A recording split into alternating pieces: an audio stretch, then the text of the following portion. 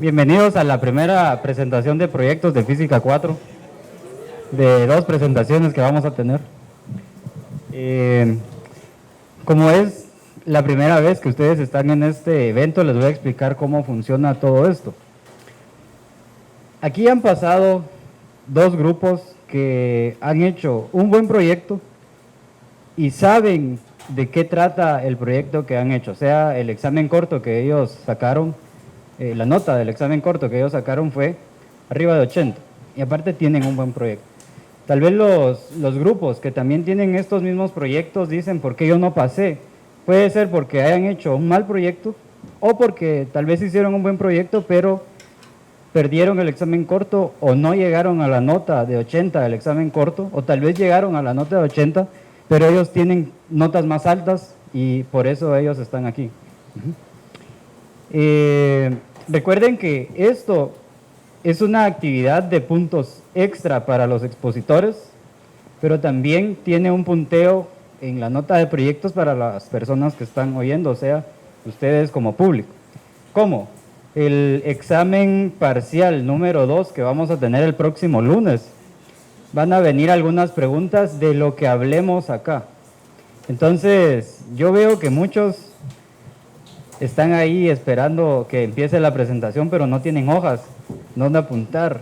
Ajá. Tienen que apuntar. Ajá. Para nada se puede grabar esta presentación.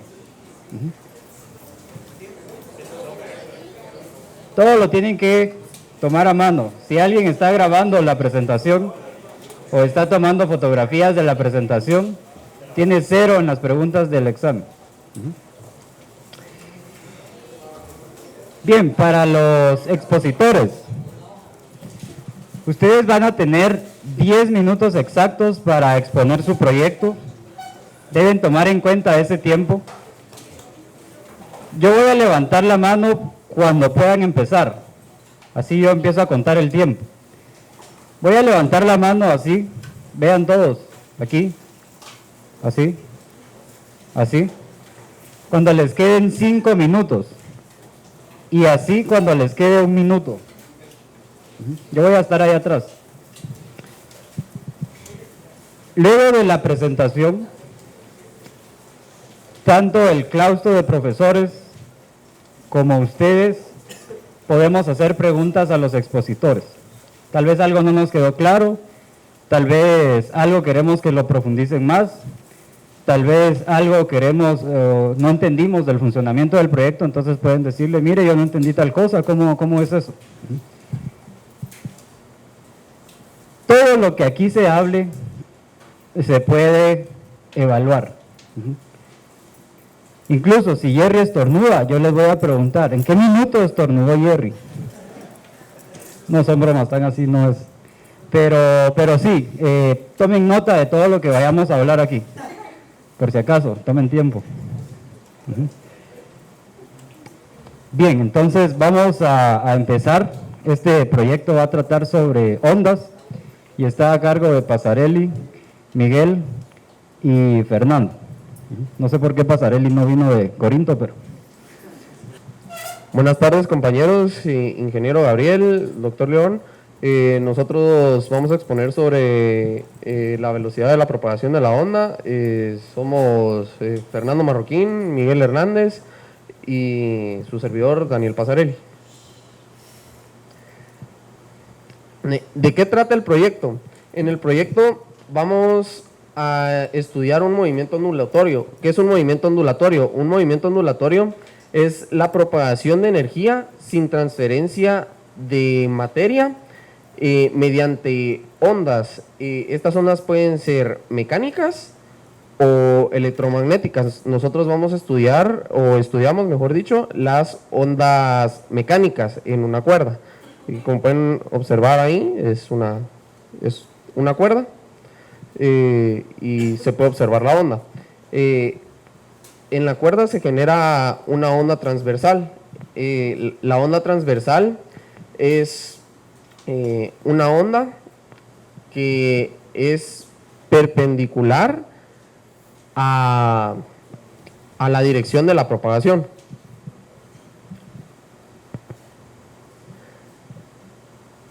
Para este proyecto se tienen ciertas limitantes. La primera es que A, que es la amplitud de la onda, sea mucho menor a la longitud de la onda. ¿Por qué?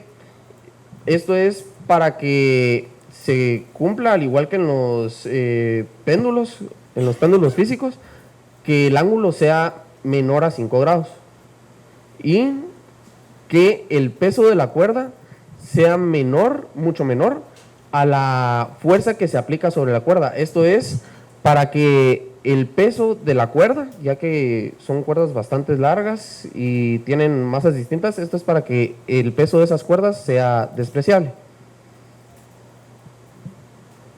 Bueno, y ahora tenemos que explicarles de dónde surge la ecuación de la onda. La ecuación de la onda surge de la segunda ley de Newton. Hacemos la sumatoria de fuerzas en Y, que es la masa por la aceleración, y la sumatoria de fuerzas en X, pero como la onda no se traslada, da igual a 0. Entonces tenemos la tensión 1 y la tensión 2 con sus respectivos ángulos, y tomamos las componentes en Y, o sea, los senos. Y eso es igual a lambda por el diferencial de X, que sería la masa, y la segunda derivada respecto al tiempo, que es la aceleración. Luego, dale otra. Como sabemos que los ángulos son muy pequeños, podemos decir que la tensión es aproximadamente la tensión de este lado y la tensión de ese lado por coseno del ángulo. Entonces, al dividir eso dentro de la tensión, se eliminan las tensiones y nos queda seno partido coseno. Entonces, eso se convierte en las tangentes, y como sabemos que la tangente es la primera derivada de una función en esa posición, se convierte en esto. Luego pasamos a dividir el diferencial de X, y esta expresión se convierte en la definición de la derivada, pero como esto es ya respecto de la primera derivada de la función, esto se convierte en la segunda derivada respecto de X.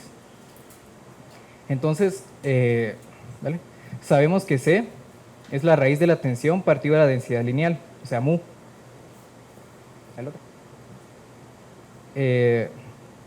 Bueno, al despejar C, al despejar y conseguir esta expresión de aquí, nos queda que es 1 partido C al cuadrado. Entonces, lo podemos reemplazar aquí. Y al despejarlo, al multiplicar C por al cuadrado de los dos lados, nos queda ya la ecuación de la onda.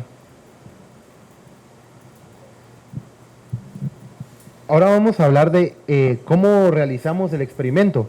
Para empezar, nosotros hicimos nuestra base que pueden observar acá.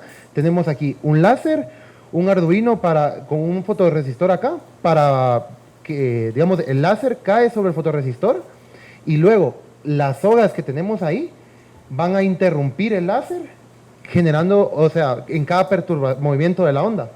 Entonces, antes que eso, nosotros hicimos el experimento como mejora con 2 sodas que tienen diferente masa, para ver cómo variaban los resultados de uno a otra de los experimentos. Ok, entonces, como les decía, en un extremo de la soga está amarrado acá, puesto sobre la polea que ustedes pueden ver acá, y tenía amarrado los pesos que pueden ver ahí. Al otro lado estaba sujeto al carro de Daniel para poder, como son 40 metros de soga, para que quede bien tenso y ocupar todo el espacio de la soga, ¿verdad? Entonces, en el otro lado, donde está el vehículo, nosotros iniciamos la perturbación. La onda empezó a transmitirse a través de la soga, y eso era lo que interrumpía el láser que nosotros tenemos acá, y permitía pues medir los tiempos entre cada una de las perturbaciones, como les vamos a mostrar más adelante. Ese es el peso uno de los pesos que atamos aquí a este lado de la polea. Y aquí pueden ver a mis compañeros tomando los datos. Ajá. Ahí es donde se puede ver cómo está la soga sobre la polea. Y ahí a la orilla, sobre la sombra, podemos ver los pesos. Y el experimento lo realizamos en el parqueo de la Universidad Marroquín. Decidimos hacerlo ahí porque era un lugar despejado donde era muy poco los carros que entraban a la hora en que lo hicimos. Y aparte, ha estado lloviendo estos días, entonces para evitar problemas con el clima, buscamos un ambiente aislado, pero necesitamos 40 metros, que eran los que medía la soga, ¿verdad? Entonces ahí pueden ver cómo está armado todo el experimento y así fue como tomamos los datos. Los datos experimentales. Utilizando MRU y el Arduino nos brindó los tiempos para cada cuerda. La cuerda 1 es la de menor masa. Entonces, con MRU logramos obtener las velocidades. En cada medición obtuvimos diferentes tiempos, entonces hicimos el promedio de ellos para obtener el promedio del tiempo y así sacar la velocidad. Después, para los cálculos teóricos, utilizamos las ecuaciones respectivas y con los datos que están mostrados ahí en la tabla pudimos encontrar la velocidad teórica de cada cuerda.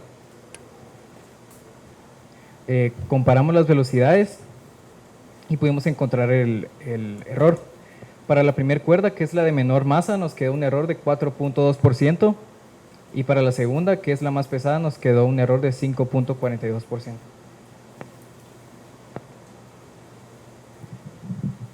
¿Por qué,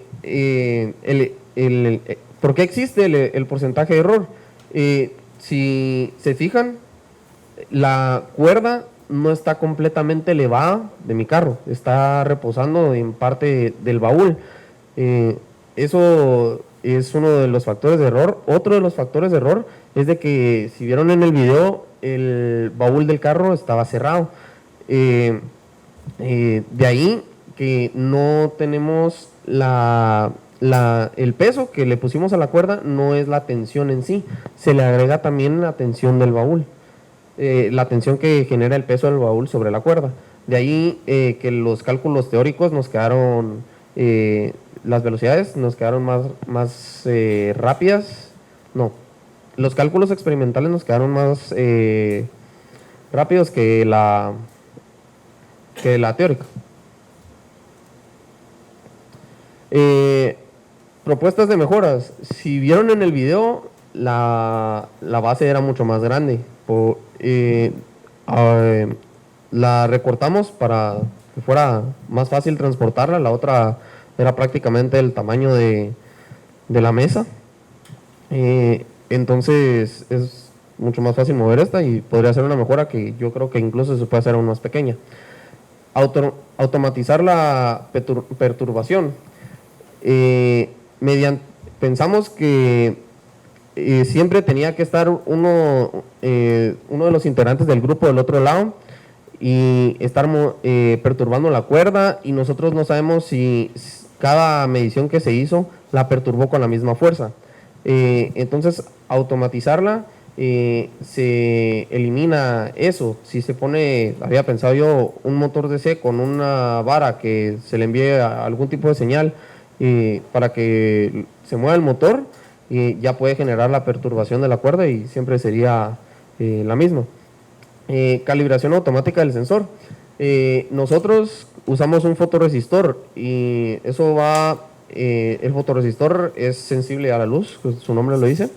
Entonces, cada vez que nosotros nos movíamos, ya sea para hacer pruebas en el sensor o para hacer ya mediciones del experimento, teníamos que calibrarlo y se tardaba bastante el IDE de Arduino en cargar. A veces daba problemas, había que desconectarlo todo, cerrar y volver a abrir. Entonces, calibración automática lo haría mucho más sencillo, de una forma sencilla, que en los primeros ciclos que cuente unos 5 segundos el Arduino y que tome luz en ese tiempo, saque un promedio, y que el límite que se usa para que empiece a tomar datos sea ese promedio. Y les vamos a enseñar una prueba rápida del sensor.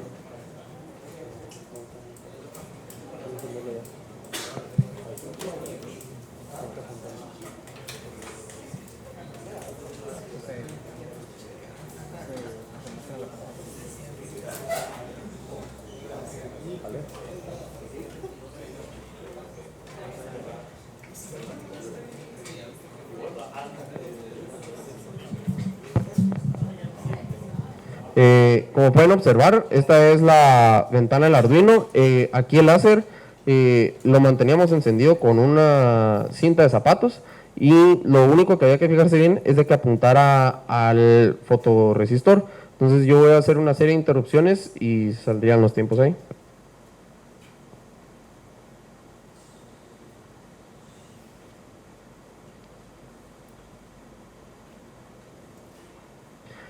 El programa, el sensor lo que ve es, como pusimos el láser a la misma altura de la cuerda, si no hay luz no hace nada. Le incide por primera vez el láser, empieza a contar el tiempo hasta que vuelva a interrumpir, hasta que no vuelva a haber luz. Entonces de ahí, ahorita todo el tiempo que les hablé ha estado contando. Entonces es un número bastante grande. Y eso es todo, gracias por su atención.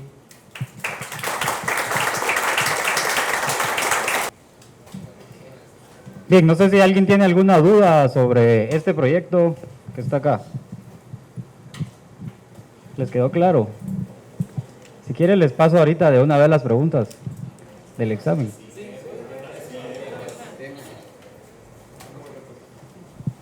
De veras, nadie. Va. ¿Qué hubiera sido mejor hacer para atar la cuerda en vez de dañar el carro de Pasarelli? ¿Qué hubiera sido lo ideal? Lo ideal hubiera sido atarla a un poste, pero que el grosor del poste no hubiera sido grande, porque nosotros, las cuerdas eran de 40 metros, pero al amarrarlas, ahí perdíamos cuerda. Entonces, si el poste es demasiado grueso, se hubiera perdido aún más de la cantidad de metros que queríamos tomar en cuenta. Y si se toma desde un poste, tratando que esté al mismo nivel que está de la base, así ya mejoraría y se reduciría mucho el error.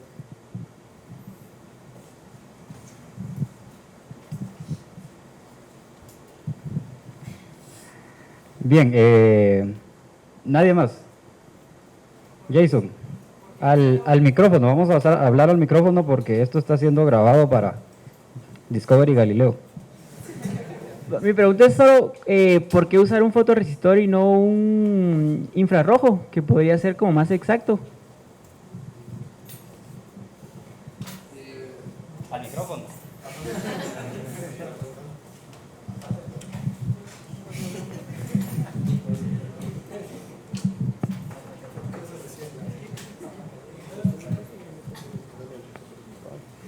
Pues la verdad fue por cuestión de costos, porque al utilizar un infrarrojo, pues lo consideramos, pero teníamos la... No, en serio, pero teníamos que añadir una pequeño componente, un shield aquí para tener un emisor receptor de infrarrojo y eso después nos elevaba los costos, además de que ya teníamos práctica utilizando el fotorresistor a la hora de hacer el código del Arduino, entonces decidimos utilizar algo que ya conocíamos, la verdad.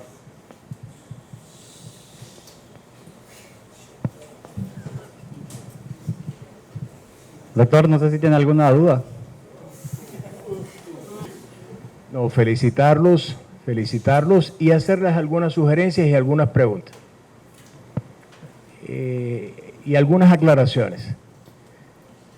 Me imagino que todos sepan deducir la ecuación de la onda. Esa ecuación de la onda, la que vieron allí, es una de las 7 ecuaciones más importantes de la historia de la ciencia.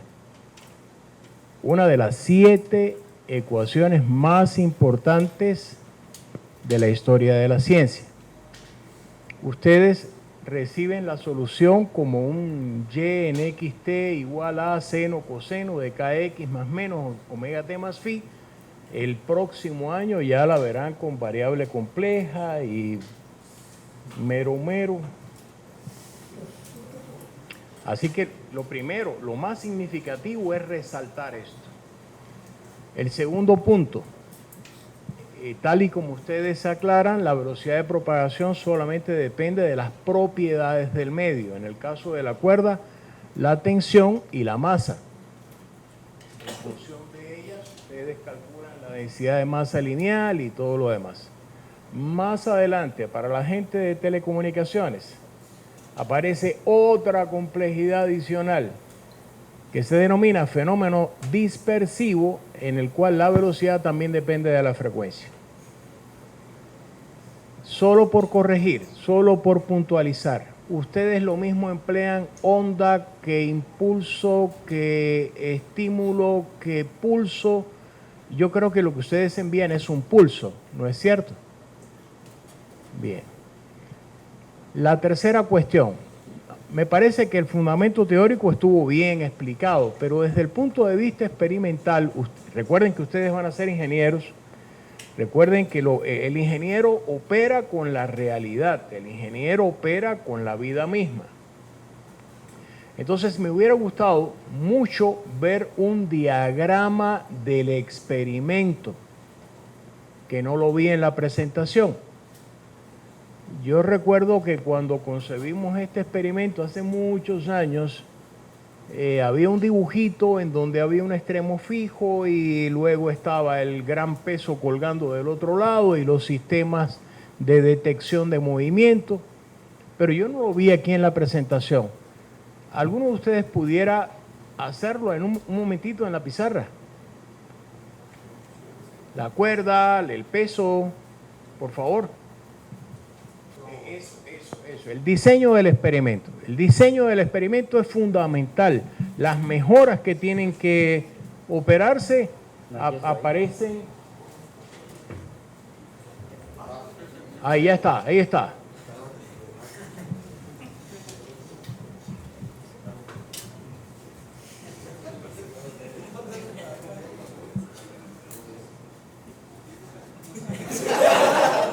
Bien, bien, bien, bien. Sigue. Correcto.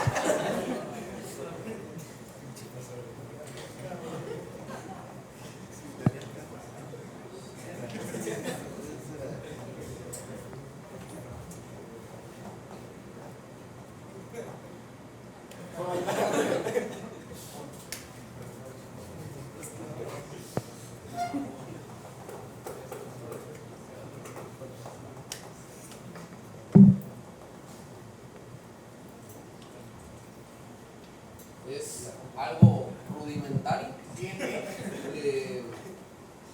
Se tiene el Honda 1998. La cuerda.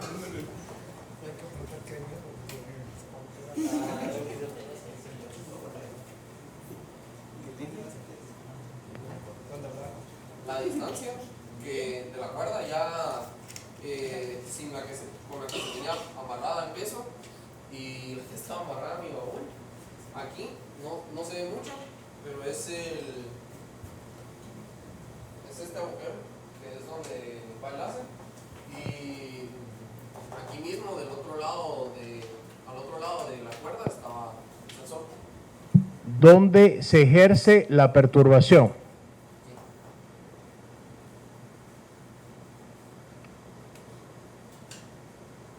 ¿Cuándo ocurre la primera interrupción, la primera señal en el Arduino? El primer tiempo ¿Sí? ocurriría cuando llega hasta acá. Bien. ¿Y cómo sabe el Arduino que ustedes dieron el impulso en el momento en que lo hicieron? No lo saben, como la cuerda siempre está interrumpiendo el láser. ¿Sí? Perdón, creo que malinterpreté su pregunta. Toma el tiempo en el que la perturbación, la onda, viaja desde acá hasta en donde se encuentra el láser. Ok. Realmente es un delta T, es un intervalo. Pero ¿cómo ustedes le dicen al láser? Empieza a medir que ya di el golpe. El láser siempre está encendido. ¿Cuándo se interrumpe? Cuando la onda como se baja la cuerda y eso empieza a viajar. Sí, pero un tiempo antes ustedes le dieron el golpe. Vamos a ver, coloca en el lugar donde está el estímulo un tiempo t sub 0. Y en un tiempo t1 el pulso llega al sensor t1. El tiempo que miden los experimentos es t1 menos t0. ¿Cómo el sensor sabe cuándo está el t0? Es justo después de la primera interrupción. Más alto, por favor. Es justo después de la primera interrupción, porque el primer tiempo, cuando comienza En el programa siempre se infla la variable cada vez que... Es que no se trata de variables, ni se trata de duty cycle, ni se trata de nada esotérico. Para yo medir un fenómeno, para yo medir un suceso, para yo medir un evento, yo necesito marcar 2 veces el cronómetro. Aquí inicia y aquí termina. ¿Cómo sabe el dispositivo cuándo inicia y cuándo termina?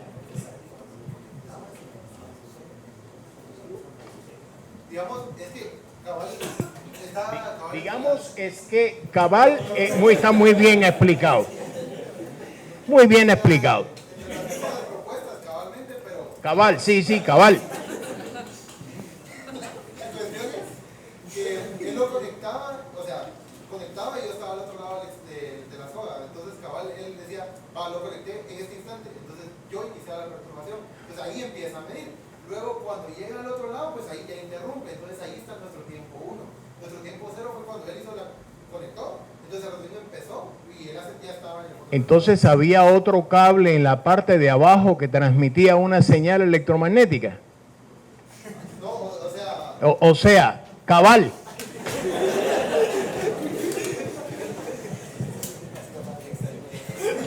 Me refería a la conexión entre la ruido y la computadora. O sea, empezaba y la Yo realmente no sé cómo hicieron el experimento. Sinceramente, si ustedes tuvieran que explicar esto, en este momento no están siendo capaces de explicarlo. Pero no sé cómo lo hicieron realmente. Cada vez que el micrófono, que esto está grabado para...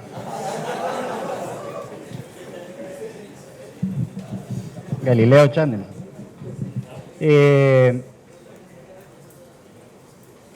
Desde el tiempo 0 al tiempo 1, ellos en realidad no están midiendo nada, pero cuando el sensor interrumpe en el tiempo 1, empieza a contar, es como empezar el cronómetro. Luego la cuerda regresa al Honda, rebota, se refleja, llega otra vez al sensor y ahí interrumpe otra vez y es como parar el cronómetro y ese es el tiempo que imprimen.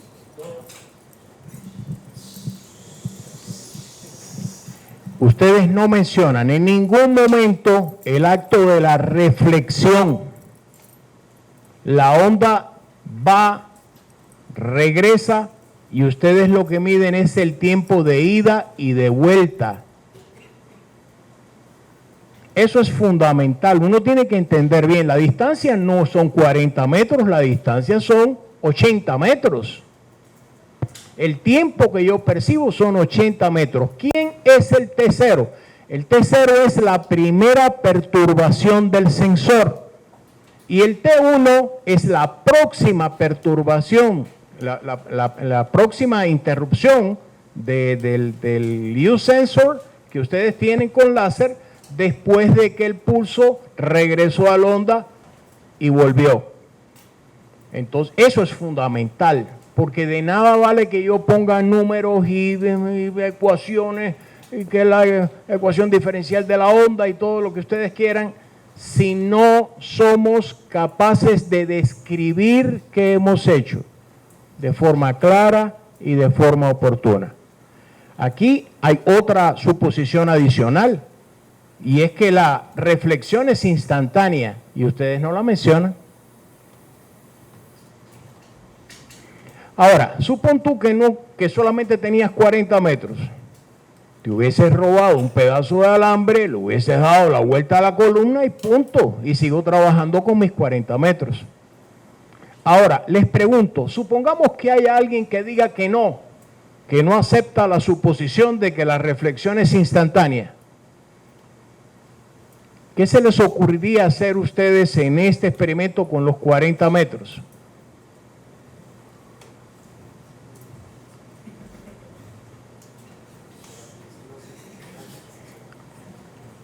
El diseño original de este experimento era así. Un par de cables de 40 metros en donde el impulso en T0 activa el cronómetro en el Arduino, que se interrumpe a través del sensor un delta T más tarde. El golpe en la primera parte activa el reloj. La señal en el U-sensor que tienen al final de la cuerda desactiva el reloj y de ahí sale realmente la velocidad de propagación del pulso. Pudiera ser. Otra cuestión. En el Arduino los datos se ven en milisegundos. Pero ¿cuánto avanza el pulso en la onda en un milisegundo? Ese es un dato que ustedes no consideraron, o quizás sí lo consideraron y yo no lo advertí.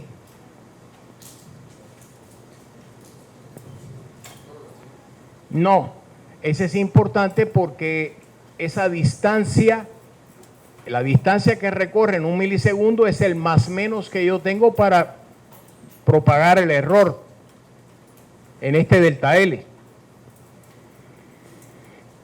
¿Cuánto era la masa de la cuerda más pesada? ¿De la cuerda más gruesa?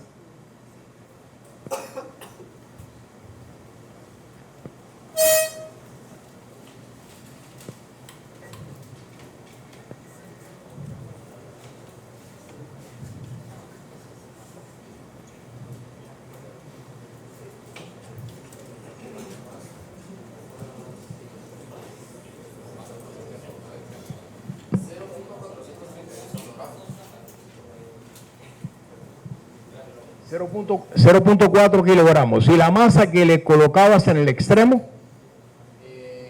La más gruesa se le colocó un disco de 10 libras y el peso era 67.19 libras.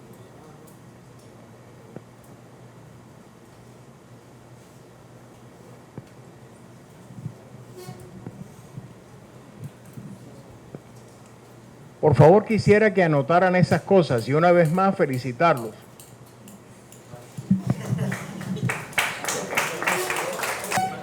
Bien, jóvenes, vamos a ir al segundo proyecto que trata sobre resonancia mecánica a cargo de Rodrigo Cordero.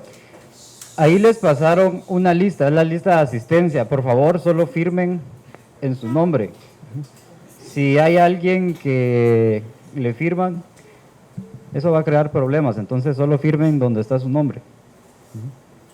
Bien, yo le voy a decir cuándo inicia. Muy buenas tardes, compañeros. Gabriel. Mi nombre es Rodrigo Cordero, como bien mencionó Gabriel, y mi proyecto es resonancia mecánica. Antes de iniciar, necesitan conocer algunos conceptos básicos. Por ejemplo, ¿qué es la oscilación? La oscilación es el espacio recorrido por un objeto, en el cual se mide desde sus extremos. El periodo es el tiempo en el que tarda tanto una onda o una vibración en terminar un ciclo completo. La velocidad angular es un tipo de velocidad utilizada para la rotación. Se define como el ángulo recorrido con respecto al tiempo. El movimiento armónico simple, también es conocido como mas, se caracteriza por ser periódico y por no tener fricción. Este tiene una fuerza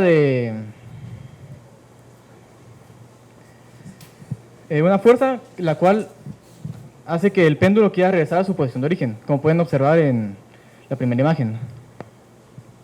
La frecuencia natural es una frecuencia la cual contiene cualquier mecanismo, la cual se queda cuando se quita una señal de excitación. Y la frecuencia externa es una que se le aplica a un objeto al cual se le quiere poner una resonancia mecánica. ¿Y qué es la resonancia mecánica? La resonancia mecánica es aquella que se da al momento que la frecuencia natural y la frecuencia externa son iguales. Al momento que esta se da, la amplitud del objeto es máxima. Estas son las partes importantes de nuestra construcción. Nuestra construcción cuenta con un disco de madera, la cual se utilizó junto con una vara oscilante, para la cual se creó una manivela, y de esa forma el movimiento rotacional se puede utilizar como un movimiento de péndulo, para el péndulo. También se utilizó un sensor infrarrojo, el cual se puso con el encoder que nos traía el motor de nuestro impresora, la cual desarmamos para obtener el encoder y poder utilizarlo para nuestro proyecto. Y también se les afiló a unos tornillos que se utilizó una vara para poder crear la menor cantidad de fricción, y de esta forma se comportara como un movimiento armónico simple.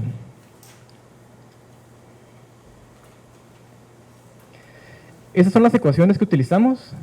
Se conoce con nuestras clases anteriores que la velocidad angular es igual a 2pi partido el periodo, y también se sabe que la velocidad angular es la raíz de la gravedad partido la longitud del cable. Se obtuvo la longitud del cable midiéndolo desde la parte de abajo de la varilla hasta la parte central del objeto, que en este caso son unas esferas de metal. La frecuencia es el inverso del periodo, y al momento de igualar las ecuaciones que ya tenemos, conseguimos la ecuación de la frecuencia, que es 1 partido 2pi por la raíz de g partido L. Esas ecuaciones se pueden conseguir muy fácilmente al poder utilizar el diagrama de cuerpo libre que se presenta a continuación. Los métodos de cálculo, tanto para el teórico y el experimental, fue un Arduino, el cual se conectó con nuestro encoder, y el sensor infrarrojo nos mandaba una señal de cada vez que, como pueden observar, hay una parte blanca y un pedazo negro.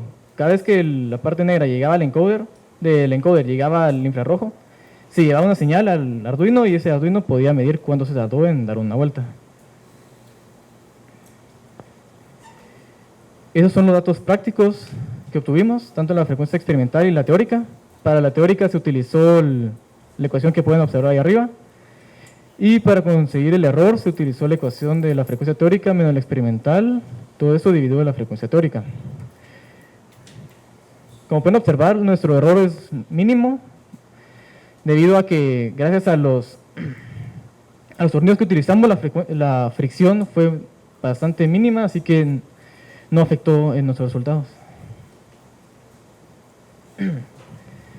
¿Cómo podemos observar la resonancia en la vida real? Como han visto, supongo que todos han escuchado el sonido tan feo de los mosquitos. Eso es para poder aparearse, ya que la hembra le manda una resonancia de la misma frecuencia que la resonancia natural de las antenas de los mosquitos machos. De esa forma ellos conocen que están cerca y se acercan. También unas frecuencias más altas, como fue el caso de este señor que participó en un evento de talentos.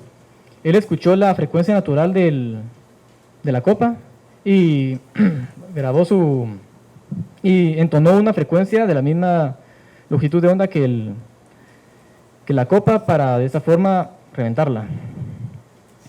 Otro dato curioso es que los soldados no pueden marchar encima de los puentes, debido a que la frecuencia que ellos manejan al momento de marchar es alrededor de 1 Hz, que es la frecuencia que se utiliza usualmente en los puentes. Así que al momento que ellos están en resonancia, se puede llegar a quebrar el puente. Y para nosotros, bueno, los mecatrónicos, sería utilizarlo en la maquinaria pesada que usamos nosotros, porque usamos taladros o maquinaria que de verdad crea unas vibraciones que... No, la verdad que sí, todos podemos crearlo.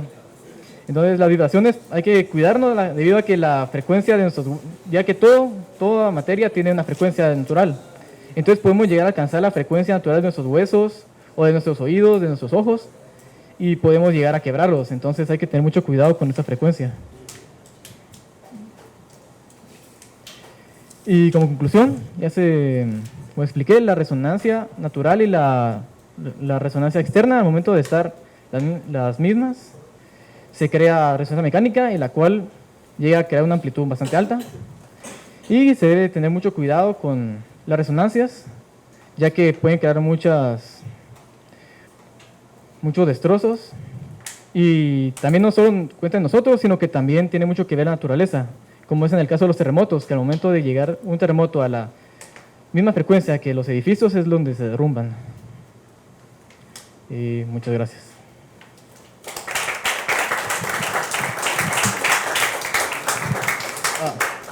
Y ahora les voy a enseñar cómo el método de cálculo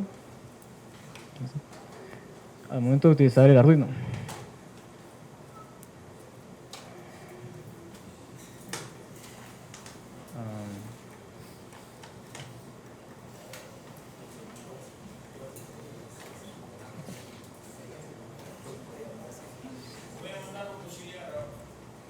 Ok, gracias. Ok, ahorita van a ver el código de Arduino. Este fue creado por mí. Entonces se utiliza el sensor infrarrojo y utiliza el puerto serial para poder observar cuál es la medición que está obteniendo.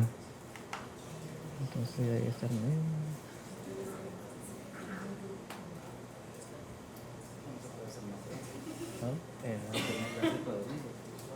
¿Cómo se utiliza?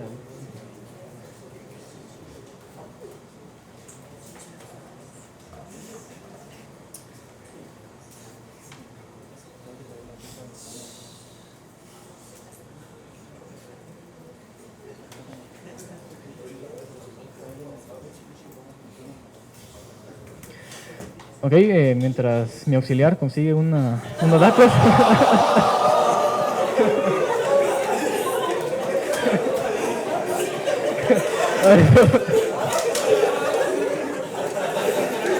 Ok, bueno, ya.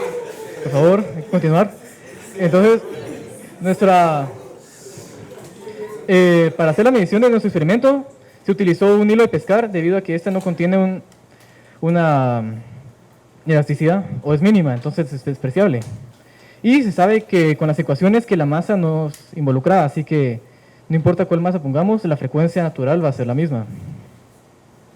Entonces, como le expliqué, se midió desde la parte de abajo de la varilla hasta la parte central de cada péndulo y se consideró la longitud de cada uno para poder obtener la frecuencia de resonancia. Así que ahora comenzaremos a poner a funcionar el motor. Pueden observar que ya empiezan a aparecer las frecuencias, así que hay que hacer que la frecuencia externa, que sería la de la manivela, concuerde con la frecuencia natural de los péndulos. Podríamos intentar con el segundo, que sería este de acá, que su frecuencia natural es de 1.039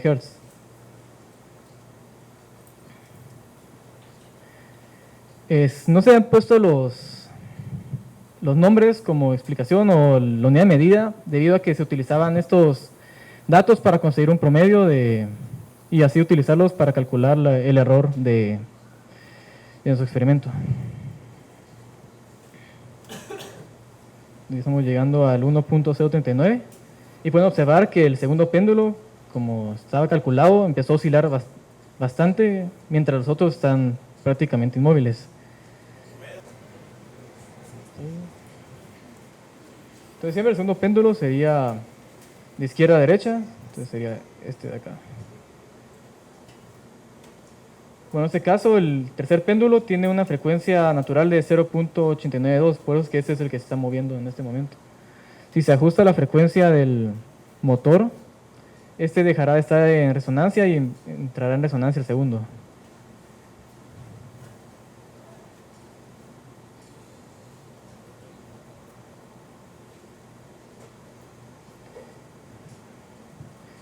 Siempre hay que darle un poco de tiempo debido a la inercia que mantiene cada péndulo, así que pero ya se logra ver un poco la diferencia.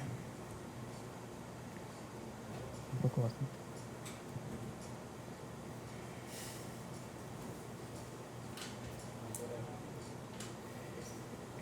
El primero tiene una frecuencia natural de 1.17 Hz, así que se llegará a esa frecuencia y observarán la diferencia.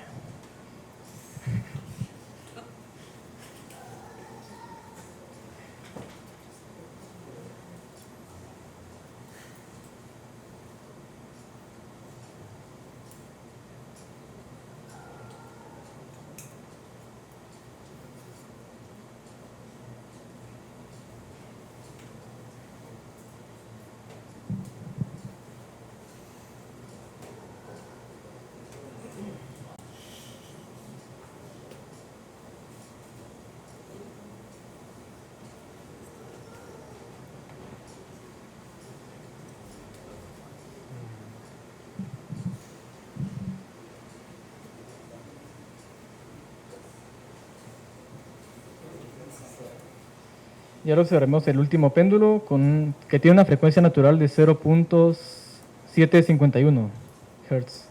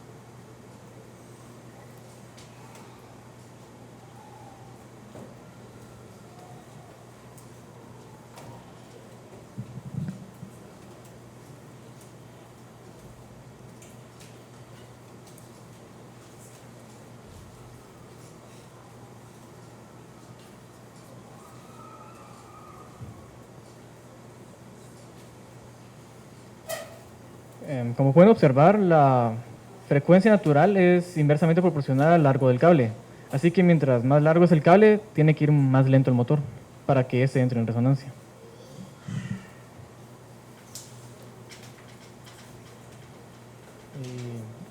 Listo, gracias.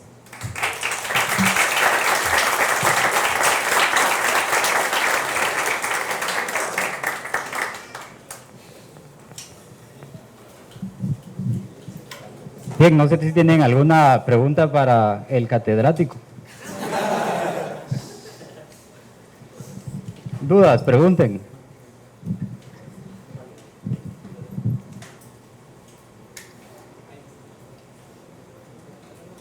Los de Meca. ¿Dónde están los de Meca? ¿Tienen una duda? Profesor, ¿qué pasa si la frecuencia, o sea, superar la máxima frecuencia de los péndulos? Como tiene una frecuencia natural, ¿qué pasa si te pasas o sea, llegas al máximo y te pasas? Por ejemplo, con este péndulo de acá, una frecuencia mayor. Como puse a observar, la frecuencia natural del tercer péndulo es mucho menor que la frecuencia natural de el primer péndulo. Así que al momento de pasarte, lo único que hace es no entrar en resonancia. Entonces, este queda inmóvil y el que entra en resonancia es este. Realmente no afecta en si es menor o mayor, solo no entra en resonancia.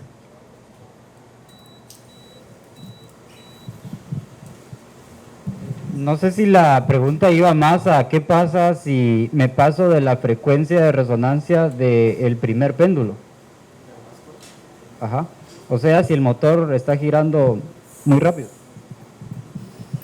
Ok, si llegara a pasarse, realmente ninguno estaría en resonancia, así que todos quedarían inmóviles. Y si llegara a ser muy rápido, pues creo que el motor ya no montaría y tronaría todo mi proyecto y ya no podrían ver nada.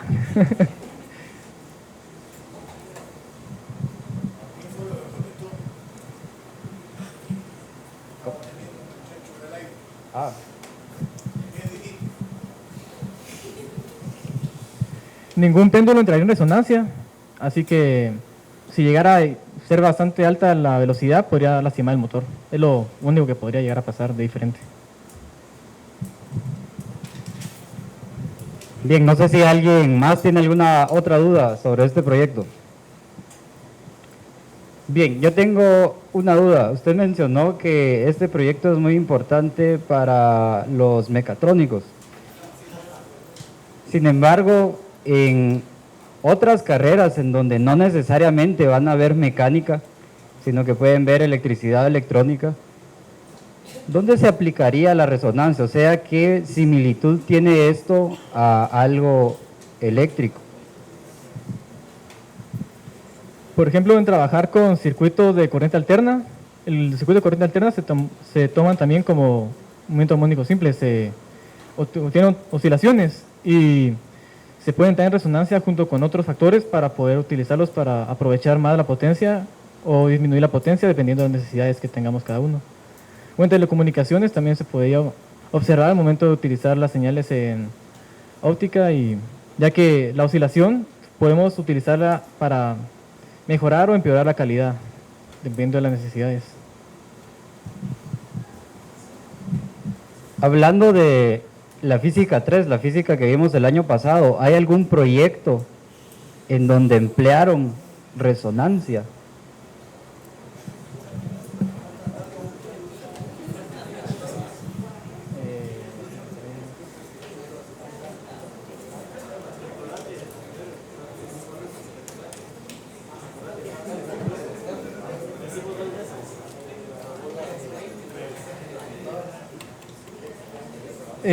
Al momento de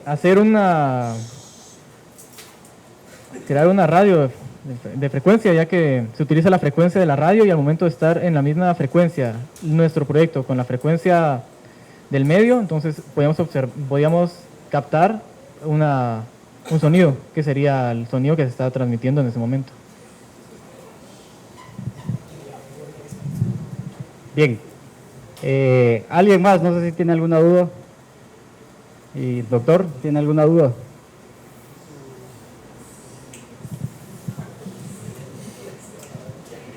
Felicitarte porque pararse allá arriba solo requiere. No sé si tratarte de colega o de señor rector, pero lo has hecho muy bien, lo has hecho muy bien. Solo que no estoy claro, para ser honesto, si después de la reestructuración llegamos a demostrar cuál es el valor de la amplitud no da tiempo. Okay, hay dos tipos de resonancia. Esta que estás considerando es la resonancia de amplitud, hay una resonancia de velocidad que luego para los electrónicos se traducen como una resonancia de carga o resonancia de corriente.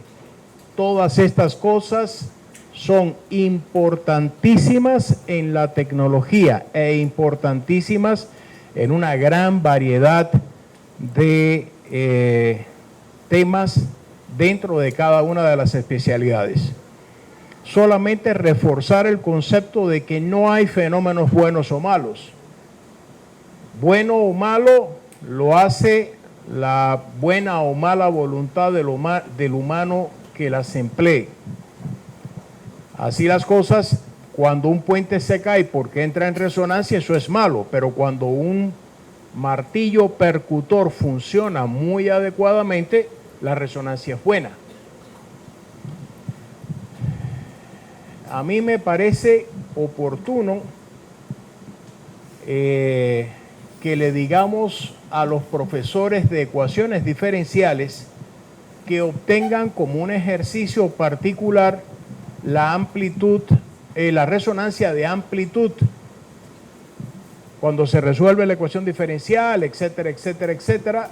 Ahí van a ver la dependencia con la frecuencia, que no es la frecuencia simple del péndulo. Él estuvo empleando acá que el periodo es 2pi dividido la raíz cuadrada de L partido G, y por tanto está empleando tu primera aproximación de teta igual seno de teta igual tangente de teta, pero aquí los ángulos no son de 5 grados. Y aún así, Dios nos ama tanto que todo funciona.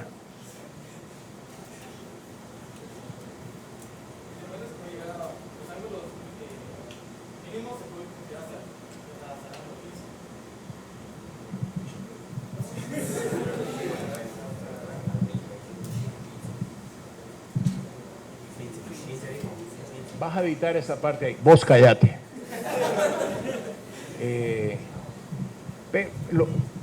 Lo interesante es que esto sirve de estímulo para que sigamos adelante. La parte matemática tiene que seguir más porque no nos da tiempo. Entonces quizás haya que recargar en los matemáticos para poder llegar a este proyecto como Dios manda.